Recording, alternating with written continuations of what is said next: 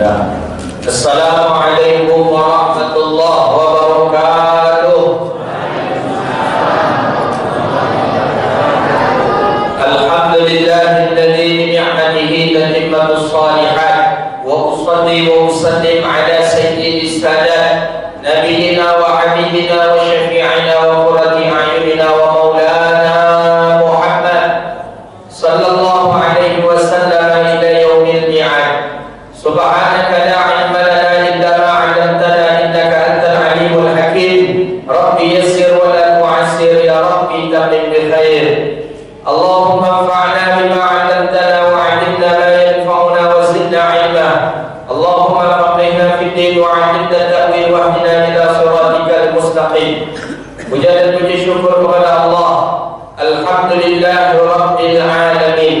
Allah izinkan kita bisa duduk di rumah Allah melaksanakan acara peringatan Maulid Nabi Muhammad sallallahu alaihi wasallam. Peringatan Maulid yang agung, peringatan Maulid yang mulia. Mudah-mudahan dengan kita duduk di masjid ini menandakan bahwa kita cinta kepada Rasul kita Nabi Muhammad sallallahu alaihi wasallam. Salawat dan salam kepada Nabi yang agung, Nabi yang mulia, Rasulullah Muhammad sallallahu alaihi wasallam. Allahumma salli wa sallim ala sayyidina Muhammadin wa ala alihi wa sahbihi ajma'in. Salawatu rabbi wa salamuhu alayka ya sayyidi wa ya habibi ya Rasulullah. Pengurus masjid, RT RW, bapak-bapak, ibu-ibu, para alim ulama, hadirin wal hadirat yang dirahmati Allah Subhanahu wa taala. Berbicara tentang Maulid Nabi, kita takkan lepas dari berbicara tentang sosok seorang makhluk yang mulia.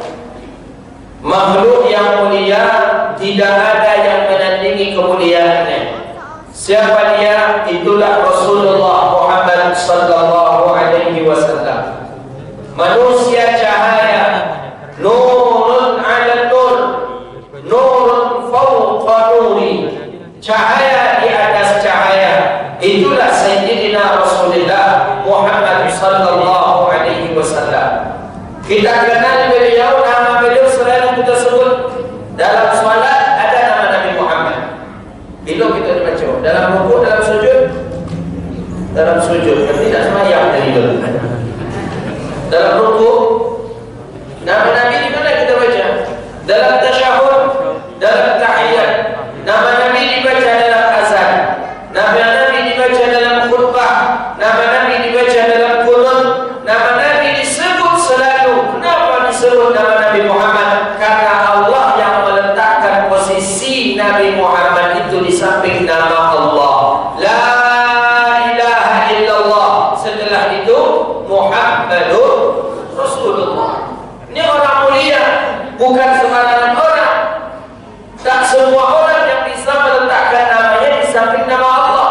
Tapi Nabi Muhammad la yasihhu imanuhu illa biha. Tidak akan sah iman seseorang kalau dia tidak mengucapkan nama Nabi Muhammad sallallahu alaihi wasallam. Inilah yang akan kita bahas hari ini. Seorang sosok yang mulia namanya Nabi Muhammad sallallahu alaihi wasallam.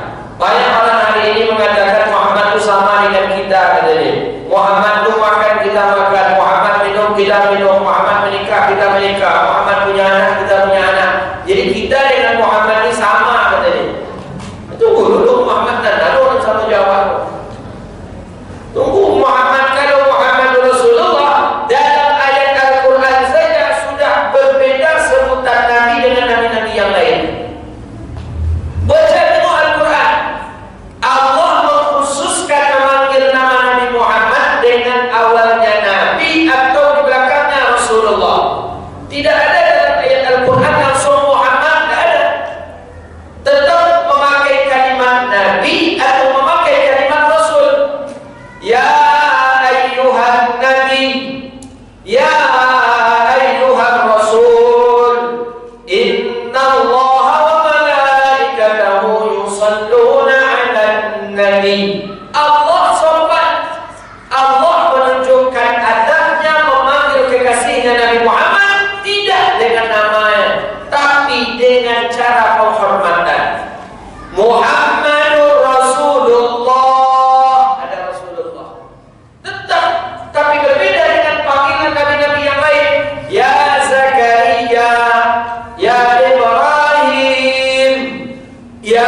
Ibrahim, dalam ayat surat Sabis, Ibrahim wa Musa. Langsung Allah memanggil nama. Ada di situ jelas bahwa Nabi Muhammad itu mulia. Yang memuliakannya adalah Allah. Wa rafa'na laka dzikra. Kenapa Nabi Muhammad ini dimuliakan? Ada apa sebenarnya dengan Nabi Muhammad? Ternyata Nabi Muhammad ini memang dari kecil sudah nampak benih mulia. Dalam perut ibu, Nabi Muhammad sudah nampak bahwa beliau ini akan menjadi orang mulia. Dalam riwayat hadis, di dalam hadis baginda, dalam hadis Sahih Muslim, ibu bermimpi. Apa mimpi ibu? Bahwa ibu didatangi ada cahaya yang masuk ke dalam rahim ibu dalam mimpi. Dalam satu riwayat bukan mimpi, memang ibu menampakkan cahaya masuk ke dalam perut sang ibu. Maka Nabi Muhammad itu nur ala nur, cahaya di atas cahaya. Ada yang mengistilahkan dengan syamsul matahari. Maka itulah kita ketika turun mandi anak, pas akikah anak, orang-orang kampung kita melakukan marhaban. Agar apa? Agar anak dari kecil sudah kenal dengan siapa nabinya. Ya kan, dulu kita pakai marhaban. Sekarang yang tak ada lagi. Sekarang Nabi ambil kata orang marhaban. Anta syamsun anta badrun anta nurun fawqa nuri anta irsilu wa ghali anta misbahus suduri Allah ya Nabi. Begitu dulu Pak. Dulu kita macam tu. Anak-anak ketika turun nanti macam tu, dikelilingilah anak dan orang-orang soleh, dipacik kepadanya, didoakan, dipegang kepadanya, didoakan, dipegang kepadanya, didoakan. Dan itulah banyak orang-orang soleh dulu. Kini payah menjadi orang soleh, orang soleh banyak gini. Dulu turun nanti anak macam tu dia. Memang dihidupkan syiar itu. Tahu, oh si fulan ada lahir anaknya, oh si fulan ada lahir anaknya, diamalkan. Sekarang orang tak ada lagi. Tak ada. Jarang orang mengamalkan hal-hal seperti itu. Maka dari kecil, hubbul auladakum a'lamu auladakum bi mahabbati Rasulillah. Pertama kali seorang ayah wajib mengajarkan anaknya untuk cinta ke Rasulullah sallallahu alaihi wasallam. Maka Anas bin Malik di Madinah, Anas ibunya setiap hari menceritakan tentang kebaikan Nabi. Nah, Nabi Muhammad itu macam ni orangnya, orangnya sopan, orangnya pemalu, orangnya elok. Itu cerita terus yang diceritakan ibu kepada Anas bin Malik. Sehingga Anas bin Malik menagih ceritaku. Oh, dah lama ibu bercerita tentang Muhammad, tapi kok Muhammad itu belum pernah jumpa dengan kita. Kapan Muhammad itu ke Madinah? Dah rindu. Maka ketika Nabi pertama ke Madinah, anak-anak yang pertama kali memeluk Rasulullah adalah Anas bin Malik. Dia peluk Nabi. Ternyata betul kata Anas bin Malik, lebih indah rupanya diri Rasulullah dibandingkan dengan indahnya cerita ibuku. Ibunya bercerita banyak tentang Nabi Muhammad, tapi belum jumpa. Ketika menengok wajah Nabi Muhammad, barulah Anas bin Malik begitu saking sayangnya dengan Rasulullah sallallahu alaihi wasallam. Maka terhadap diri Rasulullah yang banyak tahu adalah Sayyidina Anas bin Malik. Nabi itu sopan, akhlak Rasulullah. Di mana kita membaca itu? Tentu dari sejarah. Kapan sejarah itu? Ketika Maulid Nabi dia. Ini malam 12 Rabiul Awal menurut Imam Majuri malam ini malam yang paling mulia. Dibandingkan dengan malam Lailatul Qadar, dibandingkan dengan malam Isra Mi'raj, dibandingkan dengan malam Nisfu Sya'ban, malam ini yang mulia. Kenapa? Kalau tidak karena orang yang dilahirkan malam ini tidak akan ada Ramadan, tidak akan ada Isra Mi'raj, tidak akan ada Nuzul Quran, tidak akan ada Nisfu Sya'ban. Ya dah. Kan karena Nabi Muhammad adanya Ramadan. Kan karena Nabi Muhammad adanya Isra Mi'raj. Kan karena Nabi Muhammad adanya Nisfu Sya'ban. Maka malam ini malam yang paling mulia. Maka dari dulu sudah kenal sifat-sifat Rasulullah. Dari kecil dah nampak pemalu Nabi. Nabi pemalu. Maka dalam riwayat dalam Rawi Barzanji kan disebutkan itu. Walamma tamma min hamdihi, di dalam Rawi Barzanji, wa kana nabiyuna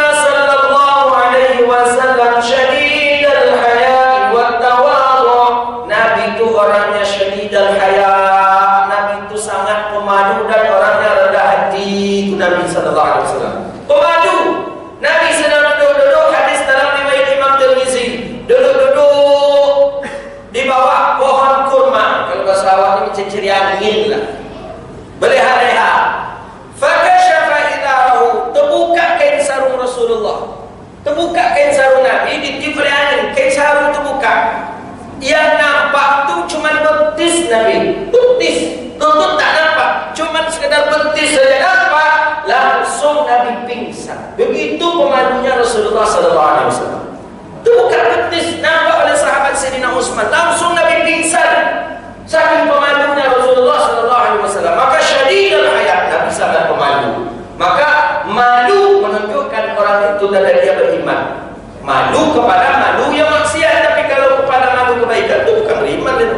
Ayolah datang ke masjid Pak, kata anak ni kan, ni malu orang kalau mau datang ke masjid, itu dah beriman itu tu. Maka bawa ke masjid macam malu gitu, itu dah ada masalah. Malu, Nabi pemalu syadidul hayat wa tawabu. Terbuka saja betis Rasulullah, langsung Rasulullah pingsan saking pemalunya. Awak siapa di sini terbuka betis bisa pernah pingsan? Kalau memang sama kita dengan Nabi, syadidul hayat, tawadhu. Nabi itu rendah hati. Saking rendah hatinya datanglah Imran ibn al-Husayn. Imran ibn al-Husayn ini seorang raja, banyak ajudannya, banyak pasukannya. Tapi ketika dia datang bertamu ke rumah Rasulullah, langsung disediakan tempat duduk yang empuk oleh Nabi. Dia belum Islam nih, belum Islam. Dia belum Islam, sekadar bertamu saja dengan Rasulullah, langsung Nabi sediakan tempat duduk. Kata Imran ibn al-Husayn, jangan aku didudukkan di sini Muhammad. Kata Nabi, ini tempat duduk tamumu. Nah, aku tak layak di sini Muhammad. Kata Imran ibn al-Husayn, tidak ada raja-raja di zamanku yang mengkhidmat tamu seperti engkau Muhammad. Itu membuat Imran ibn al-Husayn masuk Islam. Dulu raja-raja duduk, tamu duduk di bawah, raja tetap duduk di atas. Itu raja-raja dulu. Raja tetap duduk di tempat yang tinggi, tamu duduk di bawah. Itu dulu. Di Nabi Muhammad, Imran ibn al-Husayn diletakkan sebagai raja, Nabi di bawah duduk. Rupanya dengan sebab tawadhu, rendah hati Nabi, menyebabkan Imran ibn al-Husayn masuk ke dalam Islam. Itu Nabi. Nabi bukan saja akhlaknya baik, bukan saja tawadhu, dari kecil baginda Nabi sallallahu alaihi wasallam sudah tak pernah beliau menyakiti hati orang. Tak pernah. Dari kecil nampak akhlak Rasulullah sallallahu alaihi wasallam. Nabi ini kan dari kecil sudah yatimnya. Maka anak-anak yatim tadi itu banyak riwayat-riwayat hadis, bacalah Nabi bersama anak-anak yatim tadi. Tak boleh kita hardik, tak boleh kita pukul, walaupun dia nakal. Walaupun dia nakal, kadang-kadang orang kita ni, dia nakal anak saya itu nakal, tapi wajarlah anak yatim.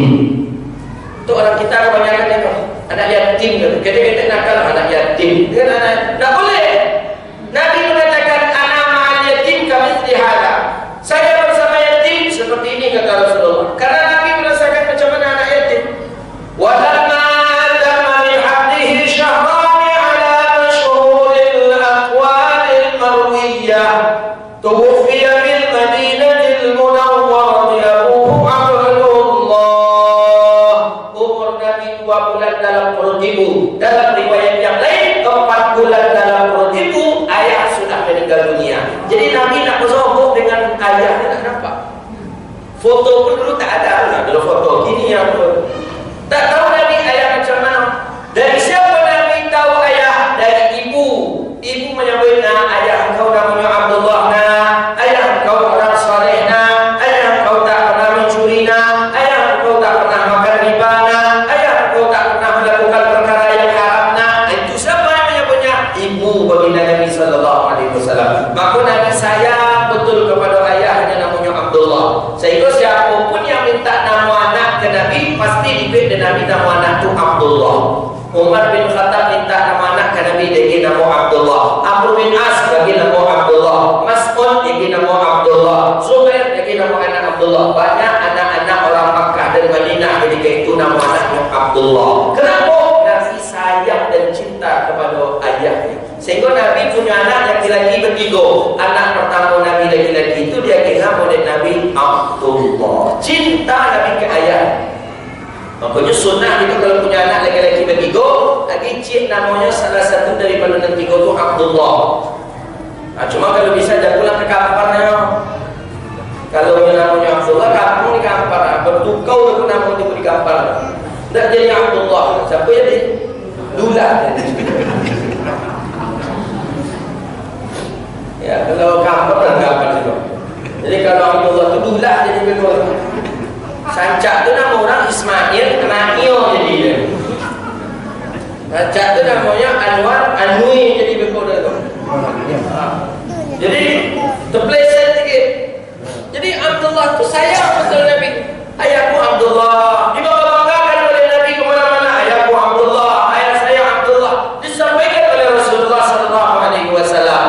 Maka dalam ayat itu jelas itu, fa'akrim bihi min nasabil qahrallahu ta'ala min sifahil jahiliyah wa awrada Zainul Iraqi waridahu fi mawlidihil hanif wa rawah, bahwa ayah baginda Nabi, ibu baginda Nabi itu sudah dijaga oleh Allah. Siti Aminah itu tak pernah makan makanan haram doh. Siti Aminah tak pernah menyakiti hati orang. Siti Aminah tak pernah minum khamar. Siti Aminah tak pernah berzina. Maka Nabi SAW mengatakan, aku dilahirkan dari sperma yang suci dan dari rahim yang bersih. Kenapa sperma yang suci? Ayahnya tak pernah bermaksiat, ayahnya tak pernah minum khamar, ayahnya tak pernah makan riba, ayahnya tak pernah mencuri, ayahnya tak pernah menjudi. Sperma yang suci, rahim yang bersih menghasilkan seorang anak Rasulullah Muhammad SAW. Maka kalau awak ingin anak saleh, jaga makanan bapak-bapak ibu-ibu. Jaga makanan. Kalau kita ingin anak kita anak yang saleh, jaga makanan, jaga minuman, jaga ibadah kita kepada Allah. InsyaAllah anak kita akan menjadi anak yang saleh. Ikut apa cara menjadi saleh? Punya orang punya awak. Baik balik ke rumah orang, kau bawa pulau, bawa pulang balik ke orang, nak dimanggil awak tu minta. Hanya kalau gitu tu, balik ke rumah, ada sampai angin lagi je. Apa minta? Tak apa boleh minta. Itu dia pergi pula berkali ke rumah makan anak ini. Kerana dia undang balik macam dia, Pak datang berkaya balik anak kami. Bila hari Ahad besok, jadilah insya-Allah undangan surangnya yang dibuat ini bertujuh. Beribu anak, dua lelaki bini betul-betul. Makan siang gratis, kata apa orang balik lagi siang pun 50,000. Zalim itu dia dimakan anak. Halal tu satu pula, halal yang diundang tak surangnya. Suami yang diundang. Kecuali kalau beserta keluarga, anak apa orang saudara. Tapi yang diundang sunawat. Ustaz, nanti datang acara walimah anak kami Ustaz. Jadi insya-Allah, berarti diundang saya saja. Jadi bukan anak bini lah. Aku ada orang awak yang diundang surang lagi anak aku kaisi rumah saja. Ada membantu, ada mintu, apa makan siang rumah orang ada lagi. Ikut COVID jadi tidak ini begitu. Kalau tak COVID ni tak boleh. Maka makanan itu menghasilkan daging, darah dan menghasilkan otak kepada Nabi.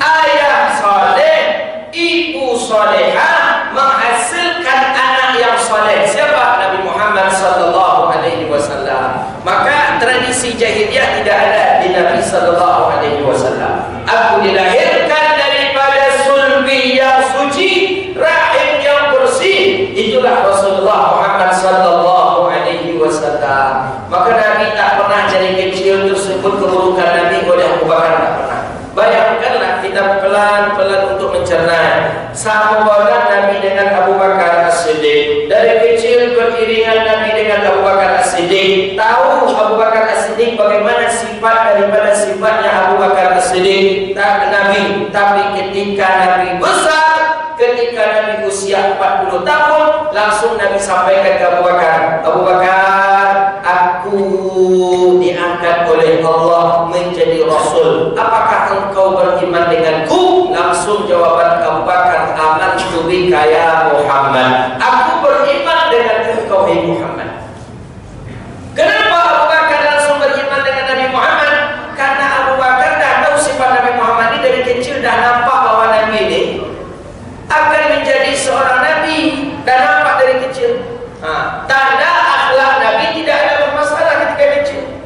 Cuba kita ini, awak dari ketek ada berkawan je kawan, dari ketek dari lahir bertetangga je kawan. Nabi yang bakal bertetangga kita dari ketek je kawan. Tiba umur 40 apa nyawa ke kawan awak tadi, dan baru dilantik oleh Allah jadi Nabi. Kira-kira percaya tak kawan tu kawan? Percaya tak dia?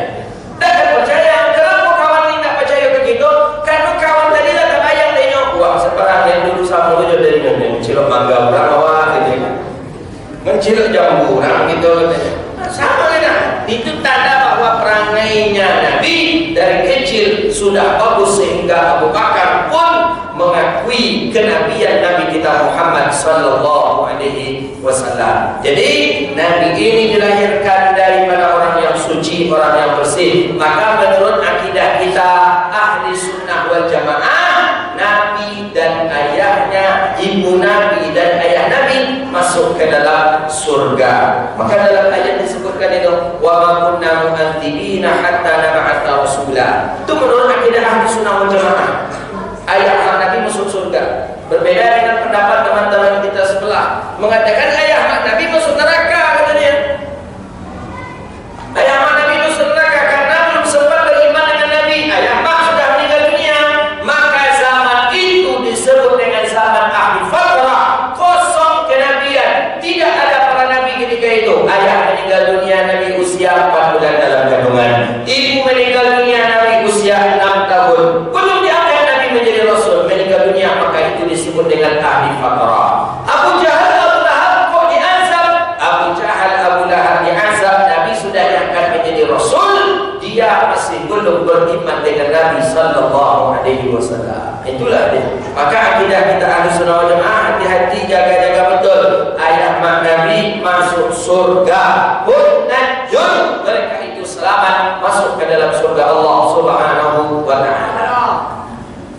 Kemuliaan Nabi mulia dari sisi nama, mulia dari sisi nasab. Nasab mulia, nasab Nabi sampai ke Nabi Ibrahim. Mulia dari sisi fisik. Fisik Rasulullah mulia, mulia. Tubuh Nabi mulia. Baca di dalam kitab Syama'il Muhammadiyah tentang kemuliaan Rasulullah sallallahu alaihi wasallam. Dalam diri Nabi sallallahu alaihi wasallam banyak terdapat suatu mukjizat. Apa di antaranya? Di antaranya adalah di dalam nukilan syair. Syair dinasabkan dan dinukilkan oleh Imam Nawawi dalam kitab Muraqil Ubudiyah. Kita coba runut satu persatu. Pertama, lam yahtalin qattu ta'a mutlaqan abada. Nabi Muhammad tak pernah bermimpi seumur hidupnya. Nih, memang kalau sama kita dengan Nabi, tengok tak? Nabi tak pernah bermimpi, Pak. Mimpi pun tak pernah Nabi. Ada yang mengatakan Nabi pernah bermimpi, tapi bukan mimpi basah. Ada yang mengatakan memang sama sekali Nabi itu tak pernah bermimpi. Apa hikmah Nabi tak pernah bermimpi? Kalau Nabi itu bermimpi, nanti dituduh orang Al-Quran itu hasil mimpi Nabi. Oh, Al-Quran itu kan mimpi Nabi. Makanya Nabi tak ada mimpi. Itu pertama. Yang kedua, kenapa Nabi tak ada mimpi? Nabi sendiri mengatakan fa inna syaitan la yatamazzalni, bahwa syaitan tidak bisa dia memasukiku. Itu kemuliaan Nabi. Maka kalau memang awak sama jo Nabi, siapa dia tahu kita kena tidak pernah bermimpi? Tak ada. Dia tak pernah bermimpi. Jangankan bermimpi, mengigau awak kena apa dia? Atau mengigau? Mengigau. Kalau bahasa apanya besiat namanya tu, cacut, bercakap gitu. Kita tak pernah bermimpi. Itu mulia Nabi. Yang kedua, dalam nazam syair itu kita baca, wa ma nazaba aslam fi madal zamani. Yang kedua, Nabi tak pernah menguap seumur hidupnya. Seumur hidup pun Nabi tak pernah menguap. Menguap tak menguap? Menguap. Tak tahu lah. Nanti apa yang mencari itu menguap. Menguap Nabi tak pernah. Seumur hidup tak pernah Nabi menguap. Kenapa? Karena orang yang menguap tadi itu dikhawatirkan syaitan masuk ke dalam tubuh. Maka Nabi tak pernah menguap. Dalam hadis terakhir itu di dalam Jami' As-Saghir Imam Suyuti juga ada. Ila tathaquba ahadukum fasaddir fanahu, apabila dia menguap maka tutuplah mulutnya dengan punggung tangan kiri. Jadi kalau menguap saja tutup pakai punggung tangan kiri. Jangan pakai kau. Karena angin tadi butuh keluar juga dia tutup dengan punggung. Begitu dia. Nabi tak pernah menguap. Maka dari tubuh Rasulullah tidak ada syaitan. Kita bagaimana? Orang yang mengaku sama dirinya dengan Nabi tadi, tidak pernah menguap. Kita jangankan menguap, bangun kenapa gitu? Kenapa lagi mau disentak juga dah? buka muncul, wah, dah betul-betul dah masuk syaitan. Kata orang kedokteran, kata ahli tabib, orang yang sering menguap itu tanda kekurangan oksigen. Tapi kalau kita tengok kepada rumah riwayat-riwayat hadis, menguap itu salah satu yuwaswisu fihi syaitan. Kita ni ditiup-tiup syaitan, maka menyebabkan awak menguap. Ada kejadian jamaah kita ni memang tak mau tidur, tak bisa tidur sampai jam 1 dah jodoh. Menguap pun tidak dalam jam 1 sampai dah setengah 2 dia menguap lagi. Menguap pindah lagi. Jadi apa cara ke bahaya kau? Awak subuh besok mesti bangun, mesti berangkat kerja. Apa cara? Mudah caranya. Nyambil wuduk, dia buka Quran. Baru membuka Quran, baru mandi boleh pulang. Kalau boleh lebih kurang. Kalau boleh mengantuk dah. Kalau boleh. Sesuatu itu. A'udzubillahi minasyaitanir rajim. Bismillah. Sadaqallahul azim. Siapa kira-kira nak punya kerajaan ini? Syaitan. Makanya kalau awak mau betul-betul muncul dari dalam ngomong dengan diri. Jangan kita buka luas-luas. Masuk syaitan ke dalam tubuh kita. Itu baginda Nabi SAW. Nabi itu sopan. Dalam muak baginda Nabi menutup. Dalam sendawa Nabi juga menutup. Dalam bersin Nabi juga menutup. Itu Rasulullah SAW. Sopan Rasulullah, tidak mengganggu kepada orang. Itu Nabi SAW. Nabi tak pernah memimpi. Nabi tak pernah menguap. Minhu dawabu falam tahrub wa ma waqa'at subabatun abadan fi jismihil hasani. Nabi tak pernah, binatang buas tak pernah lari dari tubuh Nabi SAW. Binatang buas. Imam Tirmizi meriwayatkan ada harimau yang mengejar Sayyidina Utsman bin Affan. Utsman sedang berjalan di padang pasir yang tandus, padang pasir berjalan. Tiba-tiba ada harimau sedang mengejar Utsman bin Affan. Hadis Imam Tirmizi meriwayatkan. Dikejar Utsman bin Affan. Lari Utsman, kencang Utsman, lebih kencang lagi harimau. Tentu dia mana bisa harimau lawannya sampai kaki dua kaki. Tentu dikoncang lari harimau. Dikuncang pula Utsman. Anggapan Utsman harimau ini akan membunuhnya. Anggapan Utsman harimau ini akan menerkam dan akan memakan Utsman. Rupanya Utsman pasrah dengan sahabat. Utsman diam saja. Ternyata harimau tadi berbicara. Apa kata harimau? Balik salam alaina ila Rasulillah. Utsman, tolong sampaikan salam kami ini untuk Rasulullah sallallahu alaihi wasallam. Itu dia. Salam. Sampaikan salam. Letipo di buku Nabi sallallahu alaihi wasallam, waswasan Utsman, waswasan. Sasa Allah. Banyak. Sasa Utsman. Mengadu kaya Utsman. Kata Nabi, ada apa dengan Utsman? Nih ya Rasulullah, tadi kami dikejar oleh harimau ya Rasulullah. Anggapan kami dia akan memakan kami ya Rasulullah. Ternyata dia tidak memakan kami. Dia mengucapkan salam kepada engkau ya Rasulullah. Itu tanda Nabi mulia. Coba satu hadis belum dalam riwayat yang lain mengucapkan salam. Awak suka siapa harimau pernah titip salam ke awak? Kau dia sama awak ke Nabi. Tidak ada harimau oleh ayam awak di kandang aja, kucing di rumahnya pernah salam ke awak. Tak pernah. Itu tanda Nabi mulia. Itu Rasulullah SAW. Wa ma waqa'at subabatun abadan fi jismihil hasani. Yang keempat, subabatun wa ma waqa'at subabatun abadan fi jismihil hasani. Tubuh Nabi yang mulia tidak pernah dihinggapi oleh lalat. Nabi tak pernah dihinggapi oleh lalat. Tubuh Rasulullah. Lalat, subabah bahasa Arabnya. Kalau bahasa Indonesia nya lalat. Kalau bahasa Arabnya langau. Tak pernah tubuh Nabi dihinggapi oleh lalat. Begitu mulianya Rasulullah. Mulia Nabi. Mungkinkah orang semulia ini kita anggap biasa saja? Tak kita peringati kelahirannya? Kita biarkan saja? Tidak kita meriahkan peringatannya? Mungkinkah orang mulia lalat tak hinggap? Kita di antara kita siapa ni tak hinggap lalat? Janganlah mau hijau ke dapat. Lalat ni di tempat yang kotor, di taik, di tong sampah, di tempat yang kotor hinggap lalat. Hinggap di tubuh kita. Maka tubuh kita ini sama hinanya dengan tong sampah. Hinggap di muka kita, di depan wajah kita kesapu hinanya dengan tong sampah. Jadi tak perlu harus sombong kita. Apa yang perlu kita sombongkan? Sama dengan kita tong sampah dihinggapi lalat. Hinggap lalat di situ. Berarti sapu kita hinanya dengan tong sampah.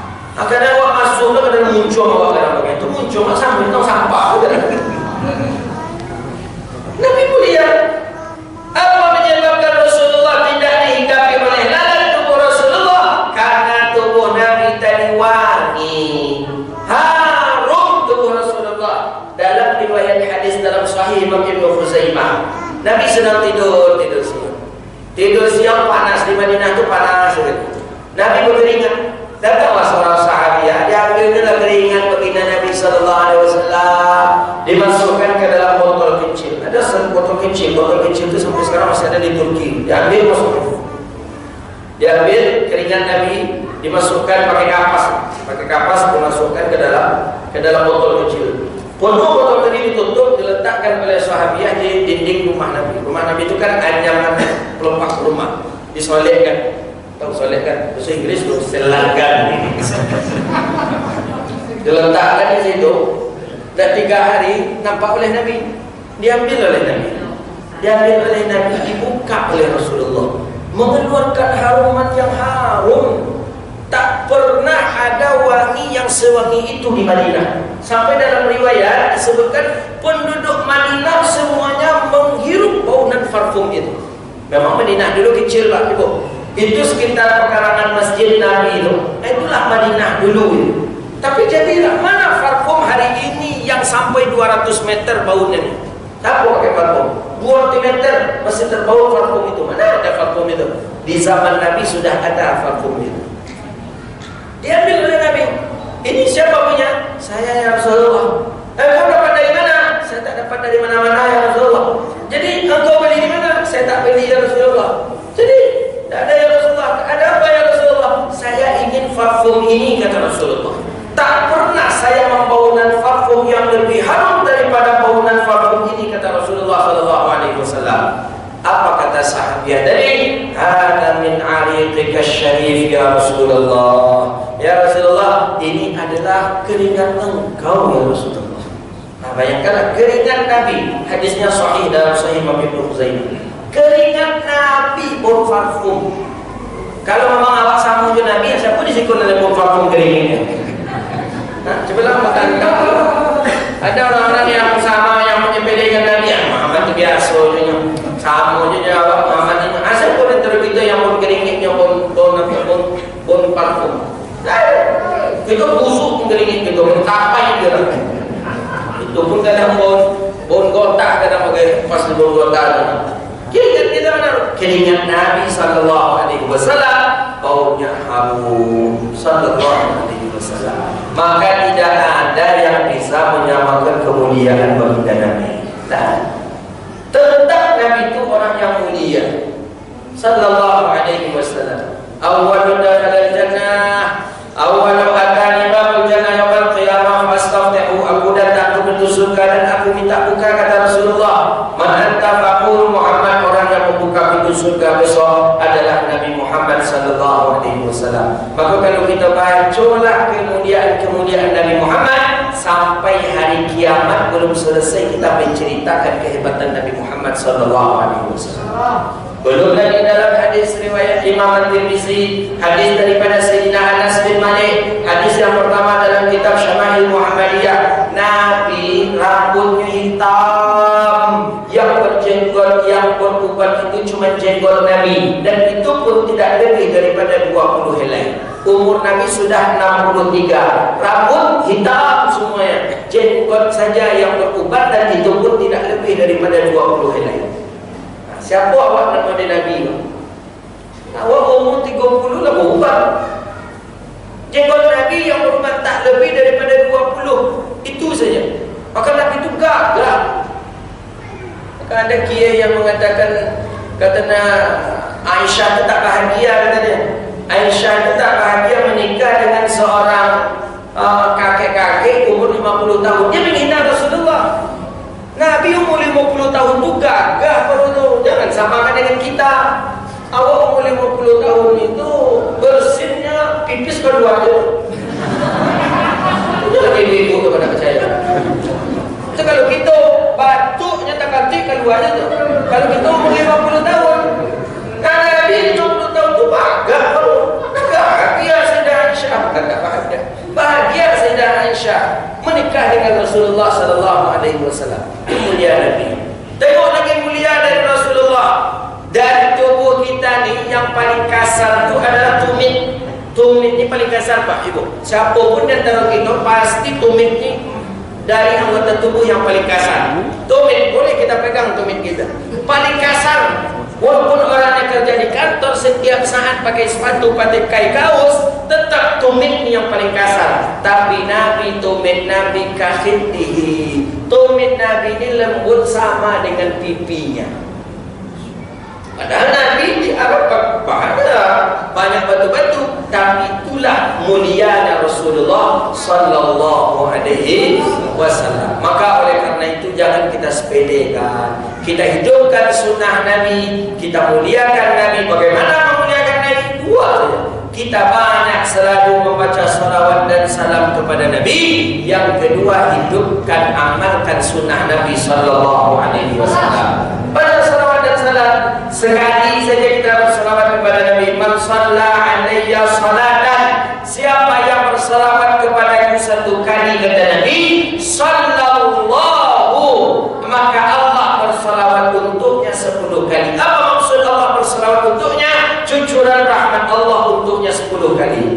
Allahumma salli ala sayyidina Muhammad wa ala alihi wa sahbihi ajma'in. 10 kita dapat. Allahumma salli wa sallim ala sayyidina Muhammad wa ala alihi wa sahbihi ajma'in. 20 kita dapat. Itu hadis Nabi sallallahu alaihi wasallam. Cara yang kedua, hidupkan sunnah Nabi, amalkan sunnah Nabi. Sunnah Nabi itu banyak, Pak. Banyak. Bukan di jenggot saja, bukan di celana cingkrang saja sunnah Nabi. Banyak sunnah Nabi itu sallallahu alaihi wasallam. Dalam makan saja, kalau kita ingin mengamalkan sunnah Nabi dalam makan, banyak sekali sunnah Nabi dalam makan. Coba buka hadis dalam Sunan At-Tirmizi, dalam Sahih Muslim, dalam kitab Syama'il Muhammadiyah. Syama'il Muhammadiyah jelas sekali hadis-hadis tentang cara Nabi makan. Nabi makan diawali oleh baginda Nabi dengan memakai garam, sunnah hukumnya. Jadi kita ibadah itu bukan salat saja, bukan sedekah saja. Garam, makan ambil garam, picupkan ke bibir kita, ke lidah. Itu Nabi. Nabi sebelum makan, Nabi menganjurkan kita pakai garam. Kenapa? Karena garam ini menetralkan rasa yang ada di lidah. Rasa pahit hilang, rasa asam hilang, rasa manis hilang. Maka Nabi ambil garam, makan garam. Baru Nabi makan. Nabi makan dengan tangan kanan. Idza akala Nabi sallallahu alaihi wasallam fa'akalu bi yaminihi qamaran. Nabi makan dengan tangan kanan. Sayyidah Aisyah mengatakan Nabi makan dengan tangan kanan. Memakai dengan salasatul asabi', dengan 3 jari. Ini sunnah Nabi. Jadi banyak sunnah itu, memakai garam, membaca bismillah, tangan kanan dengan 3 jari. 3 jari ini sunnah hukumnya. Awak mana bisa tigo kena tahu, kalau nak tahu, kalau dipilih yang 7 baru tigo punya. Kita mesti 5. Kenapa tigo tadi tu? Ada hikmah. 3 Nabi menyuap dengan 3 jari. Sebenarnya kalau boleh jujur, ukuran mulut kita ni memang 3 jari. Kau sebenarnya ukuran yang pas. Ukuran yang pas 3 jari. 3 jari ini ukuran yang pas. Ini 3 jari. 3 jari ukuran yang pas masuk ke mulut. Mulut tidak terlalu besar terbuka, tidak terlalu kecil, tapi sedang-sedang saja, sopan. Kalau 5 masuk, jadi Ustaz dia masuk, tapi lah basuh masuknya tu. Dia pegang. Terbuka nampak dalam. Nabi sopan. Memunyah pun Nabi sopan. Memunyah Nabi dengan 33 kali sopan Nabi. Diambil oleh Rasulullah, masuk Nabi. Dikunyah oleh Nabi sallallahu alaihi wasallam 33 kali.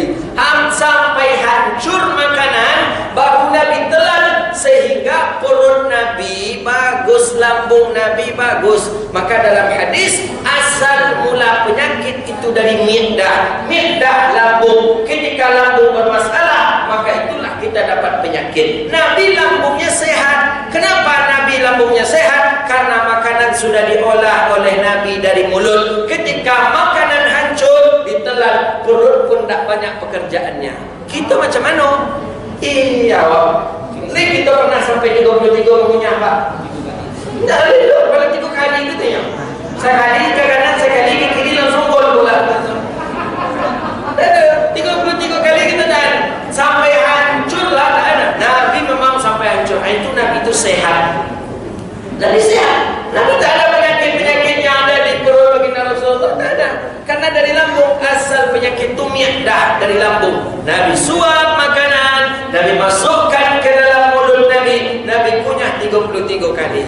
Awak macam mana nak kunyah 33 kali? Iko baru tiba di siku mah, iko lancang-lancang lo balik mah. Iko ada masuk lagi pula lancang-lancang lo balik mah. Pulang mereka balik iko lancang-lancang lo balik. Bila pula kita kan? Bila kesehat awak ama itulah sakit dari kita karena tidak menghidupkan sunnah Nabi. Belum lagi selesai itu, selesai Nabi makan, Nabi bersihkan semua piring Nabi, Nabi ambil makanan-makanan yang tersisa, fa'innahan barakah yang jatuh Nabi masukkan, yang jatuh Nabi masukkan, Nabi ambil, Nabi makan. Kemudian terakhir Nabi jilat jari Nabi. Ini sunnah, sunnah yang banyak tertinggalkan hari ini, menjilat jari. Oh cici Ustaz, dia tengok dulu macam mana cara menjilat Nabi. Nabi menjilat jarinya, tengok min ghayatil asabi', dalam syarah kita baca hadis, ujung anak jari saja dijilat Nabi. Jadi Nabi SAW itu, dijilat Nabi ujung anak jari 3 kali. Oh, 2, 3. Terakhir diambil nasi ke sini, diambil roti ke sini, terakhir ujung. Begitu cara Nabi makan. Sopan, tak ada cicinya. Tapi kawan awak kau kadang kalau dia ambil mulut. Aku makan di rumah makan, rumah makan tak selera rumah makan dia. Kalau cuci itu tangan leher. Nabi tidak mengajarkan seperti itu, akhi. Nabi itu sopan. Nabi itu tak cici. Makanya menghidupkan sunnah Nabi dengan cara, bukan asal-asal saja. Kadang kawan aku masih makan itu, masih makan baru je. Jadi kita ada rumah makan, masih makan baru, masih ada je yang masuk dah. Inilah memang ikonya. Itu kan sudah dimakan dalam surah itu. Ini sunnah Nabi. Jadi banyak sunnah. Itu yang kita amalkan. Belum lagi cara sunnah Nabi dalam berpakaian, belum lagi cara sunnah Nabi dalam memakai sandal. Nabi kalau berpakaian, Nabi selalu memasang dari yang kanan dulu baru yang kiri. Ketika membuka, dari buka yang kiri dulu baru yang kanan. Itu sunnah, pahala. Itu yang kita amalkan. Jangan sibuk dengan jenggot cerawan cingkrang, jenggot celana cingkrang, jenggot celana cingkrang. Nah itu aja sunnah Nabi itu dong.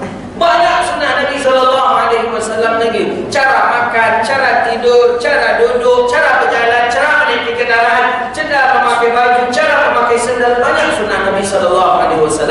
Maka di Maulid Nabi inilah kita ingin menghidupkan sunnah-sunnah tradisi Rasulullah Sallallahu Alaihi Wasallam. Maka oleh karena itu, kita yang orang-orang muhibbin, kita yang para pencinta Rasulullah, kita yang dekat dengan baginda Nabi, amalkanlah dan raihlah kasih sayang dari Rasulullah Sallallahu Alaihi Wasallam.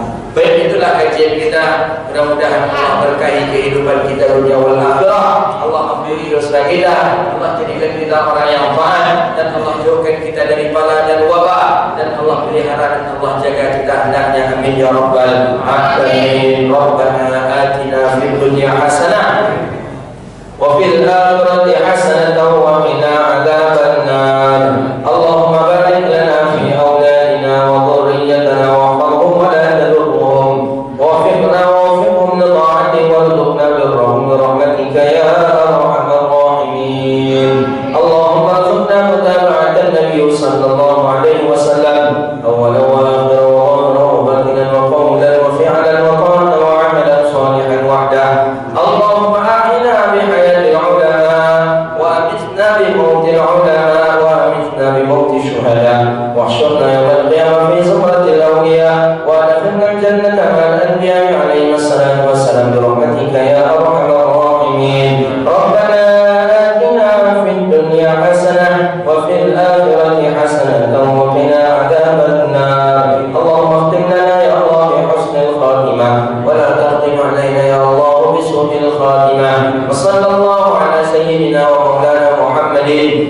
alihi wa sahbihi ajma'in. Subhana rabbika rabbil izzati 'amma yasifun. Wassalamun 'alal mursalin walhamdulillahi rabbil alamin. Demikian, mohon maaf atas segala kesalahan dan kekurangan. Terima kasih. Wabillahi